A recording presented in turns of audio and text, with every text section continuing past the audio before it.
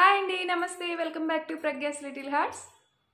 చాలామంది నన్ను అడుగుతున్నారు, మీరు యూట్యూబ్లో వీడియోస్ చేయడం మానేశారా అని. కాదండి, వీడియోస్ అయితే చేస్తున్నాను. కాకపోతే కొంచెం బిజీగా ఉండడం వల్ల వీడియోస్ చేయలేకపోయాను. ఏ రోజుకి ఆ రోజు వీడియో చేద్దామని అనుకుంటాను. కాకపోతే రోజులు వారాలు అయ్యాయి, వారాలు నెలలు అయ్యాయి, ఇక సంవత్సరాలు అవుతాయని నాకు కూడా డౌట్ వచ్చింది. అందుకే వీడియో చేయడం జరిగింది. ఇంతకీ చేయలేకపోవడానికి గల రీజన్ ఏంటంటే హౌస్ షిఫ్ట్ అవుతున్నామండి. ఎన్ని ఇల్లులు షిఫ్ట్ అవుతారు అని అడగొద్దు. ఇప్పుడు తిరుపతి నుంచి హైదరాబాద్కి అయితే షిఫ్ట్ అవుతున్నాం. షిఫ్ట్ అయ్యే ముందు ఇల్లు చూసుకోవాలి కదా. మా పిల్లలు చదివే స్కూల్లో ఆఫీస్కి దగ్గరలో హైదరాబాద్లో కూడా ఉన్నాయండి. కాకపోతే ఈ టైంలో అయితే ట్రాన్స్ఫర్స్ ఉండవు.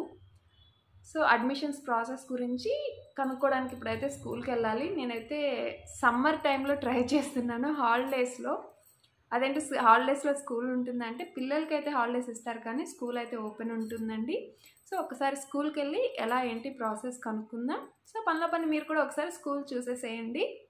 మెయిన్ గేట్ నుంచి 500 to 800 మీటర్స్ లోపలికి నడుచుకుని వెళ్ళిన తర్వాత మనకు స్కూల్ బిల్డింగ్ వస్తుంది.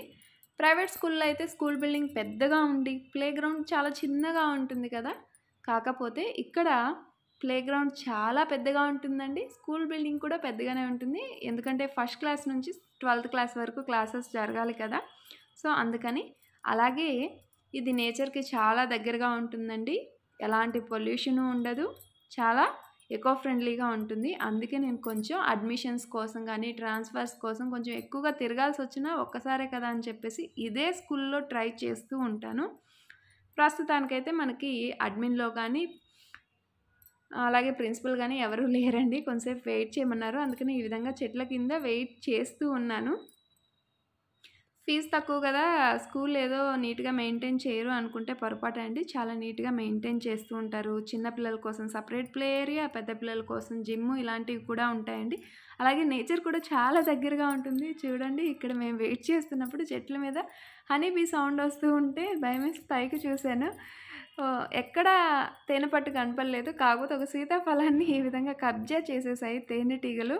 ఇక్కడ ఎడ్యుకేషన్ బాగుంటుందా అంటే ఇక్కడ స్కూల్ ఫీజు కంటే టీచర్స్కి ఇచ్చే శాలరీస్ ఎక్కువ. ఆ పొజిషన్కి రావాలంటే చాలా క్వాలిఫైడ్ అయి ఉండాలండి.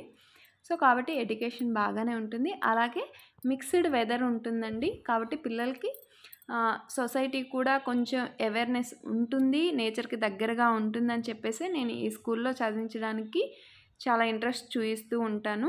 చాలామంది నన్ను అడుగుతూ ఉంటారు, మీరు సివిలియన్ కదా, మీకు సెంట్రల్ స్కూల్లో అడ్మిషన్ ఎలా దొరికింది అని.